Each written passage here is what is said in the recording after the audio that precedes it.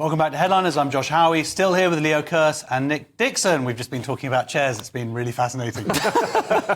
Let's kick things off with Saturday's Mail, and France threatens to not get tough on illegal migrants if Britain doesn't get tough on illegal migrants. I think I've got that right. Yeah, this is an interesting story. Basically, France is blaming Britain for all the migrants coming across from Calais to Britain. So French officials demand a deal to help stop channel crossings is scrapped if Britain doesn't get tough on migrants. This is the Mayor of Calais, Natasha Bouchart, who's asked why France should shell out millions of euros to prevent the crossings of small boats over the Channel, only for migrants to be allowed to work illegally with little chance of being deported when they land on British shores. And she's got an absolute point. I mean, the Labour government is still holding out a carrot, even more of a carrot to the cross-channel migrants, when really they should be using a bit of a stick at the moment. And she says, in reality, the Labour government accepts migrants passing through Calais, so they have to change the system. The UK should be stopping people, not us. I mean, while the UK is still a welcoming environment for illegal migrants, we're not going to stop them.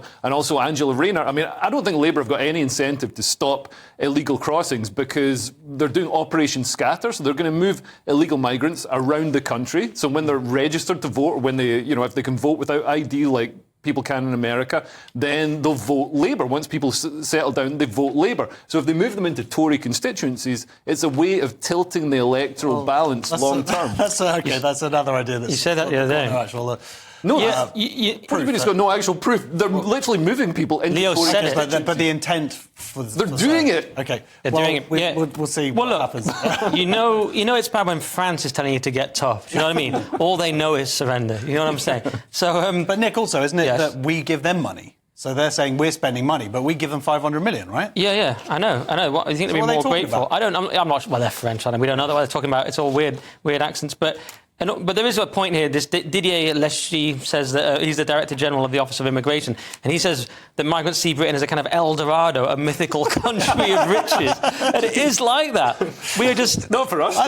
No. For migrants, they just get endless benefit. They see it as this beautiful land. And how rubbish is the rest of the world? I know. Have you actually been to El Dorado? I think it's shocking. I mean, that guy the other day, Martin Hewitt, the border security commander, said that there's no simple answer. But I'm starting to wonder if they want any... I mean, water cannons is one. But I start to wonder... just a joke, guys.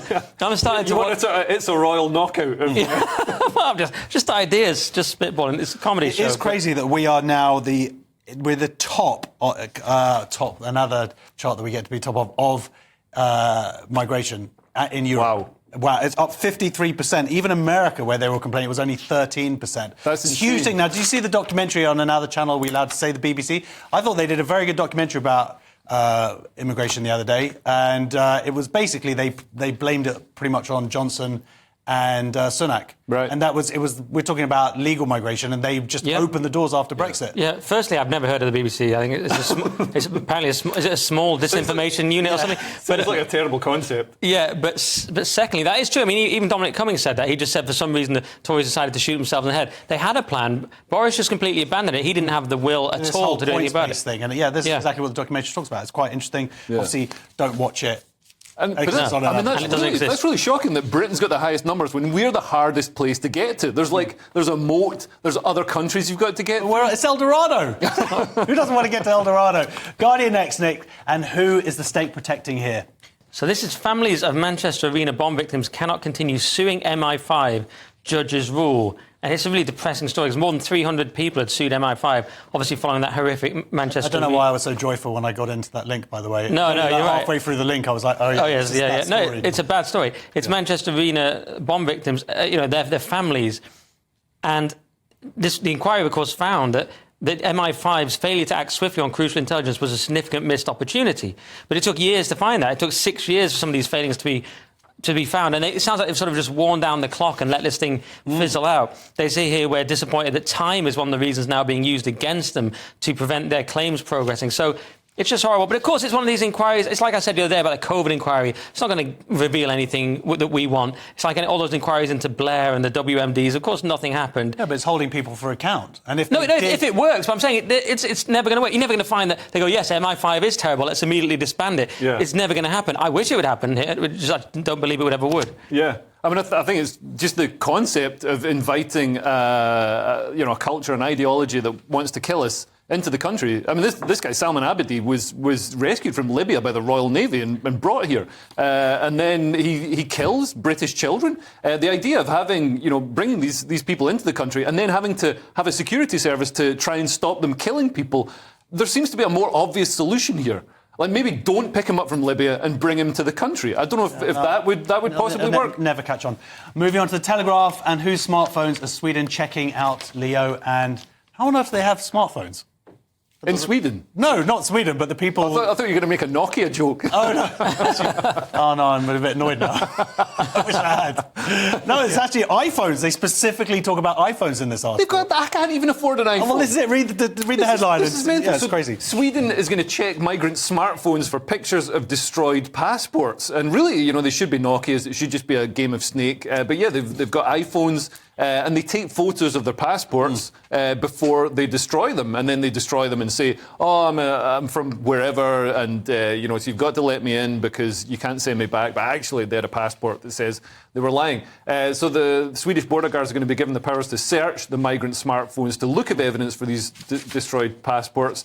And this law comes as part of a wider push to speed up deportations of failed asylum seekers to drive down migrant numbers amid fears they're being recruited by Sweden's organised crime gangs. Of course, Sweden was a peaceful, high-trust society, had incredibly high levels of immigration, unsustainable. I mean, I think immigration at a certain level can be integrated.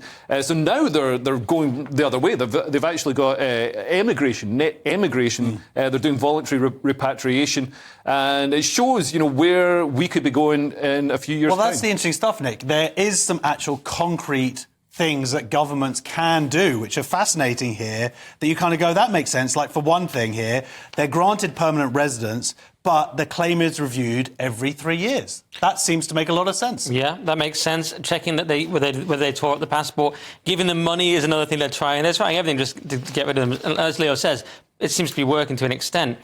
And again, like with lockdown, they were just kind of sensible, weren't they, Sweden? You kind of miss that. Even if we can't have, like, the perfect government me and probably Leo would want, we could at least have, we've consulted about it, but we could at least have sensible measures. Yeah. You feel like Sweden, in a way, over lockdown and over this, is almost taking a non-ideological, pragmatic approach. I'd love it if just Britain could just muster even that. I'm not even saying let's have a right-wing approach. Let's just something sensible. But even the left wing in Sweden have not fought any of these measures. It's true, yeah. Yeah, in Europe, even the left, even like in Denmark as well, the left just like, also get rid of immigrants, migrants. I think they're just seeing the impact it's having on their society, and they're seeing, grenade attacks and things like that, which really weren't a common sight in Sweden 30 years ago. Doesn't happen in El Dorado. To me, Poland's smashing it. Poland's doing really well. They're doing... men allowed to strip search women in the Telegraph, Leo.